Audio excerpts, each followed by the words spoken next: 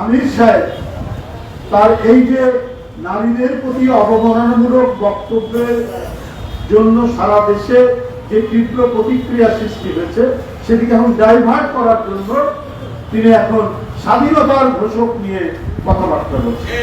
ইসলামের নামে রাজনীতি করতে গিয়ে মুনাফিকি এবং মিথ্যাকে যদি আশ্রয় করতে হয় তাহলে আপনারা ইসলামের সাথেই বিশ্বাসঘাতকতা করছেন। আপনারা রসুলের যে ইসলাম সেই ইসলাম আপনারা ধারণ করেন না। এদেশে বিএনপি সহ অন্যান্য রাজনৈতিক দল, পেশাজীবী সংগঠন, সমাজ এবং মুসলিম জনগোষ্ঠী প্রত্যেকেই ইসলাম নিয়ে ব্যবসা করে না, ইসলামকে ধারণ করে। আজকে আমরা প্রথম ইসলামের যে মর্মবাণী, ইসলামের যে নির্দেশনাগুলি কার কাছ থেকে শিখি? মায়ের কাছ থেকে শিখি। সবচেয়ে বেশি ইজ্জত দিয়েছে ইসলাম মহিলাদেরকে। মা যতবার সন্তানদেরকে নামাজ পড়ার কথা বলে, জুম্মার দিনে মসজিদে যাওয়ার কথা বলে, বাপরা খুব কমই বলে।